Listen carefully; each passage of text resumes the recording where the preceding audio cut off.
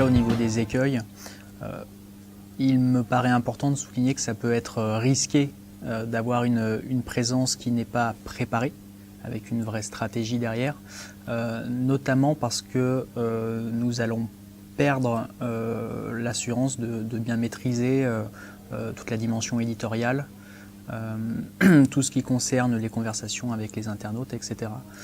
Aujourd'hui, j'aurais tendance à dire que pour être sûr de faire les choses correctement, au moins de respecter les bonnes pratiques, il conviendrait déjà d'être irréprochable sur l'orthographe, sur le fait de publier du contenu en accord également avec les attentes des consommateurs, sur le fait de définir un rythme de publication qui est pertinent, des axes de publication qui sont variés, en harmonie également avec la charte éditoriale, et puis bien entendu, tout d'abord, d'avoir des présences qui vont nous permettre de canaliser les éventuelles conversations. Si demain, par exemple, il y a un incident dans une entreprise, dans une industrie, et que ça génère du bruit sur les médias sociaux, le fait d'avoir une présence, ça va permettre de canaliser les discussions. D'abord de pouvoir rassembler les discussions sur cette présence-là, et surtout de pouvoir apporter une information de manière réactive auprès d'une base d'internautes qui va être sensible à ces informations-là.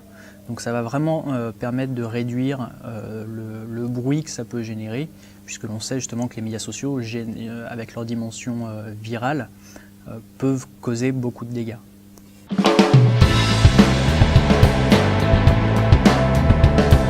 La première chose à faire, c'est déjà de se poser la question. Ça paraît un peu simple à dire, mais c'est essentiel. C'est-à-dire qu'aujourd'hui, l'entreprise, elle doit être prête pour affronter ce genre de situation et doit déjà avoir travaillé, si ce n'est un plan de crise, au moins une charte de modération qui va lui permettre de déterminer le comportement à adopter. Ce comportement, en fonction des situations, ça peut être de supprimer le contenu, ça peut être simplement de le modérer, ou de le laisser tel quel, de répondre ou non, etc.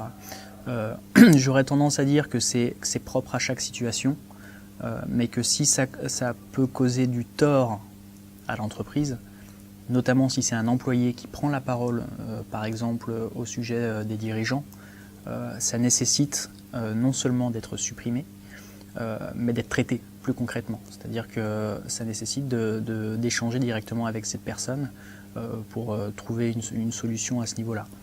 Après, effectivement, si c'est une partie prenante de type fournisseur, client, prospect, etc., qui va prendre la parole au sujet de l'entreprise ou des dirigeants, ça devient un petit peu plus délicat à gérer.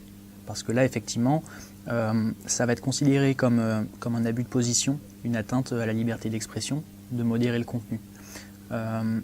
Donc l'idée, c'est d'échanger avec cette personne en amont, pour savoir dans quelle mesure on pourrait supprimer le message, si ça ne la dérange pas, et bien entendu de justifier un acte de modération. C'est-à-dire que quand on supprime un message, on valorise le fait que l'on a supprimé ce message pour telle ou telle raison auprès des autres membres.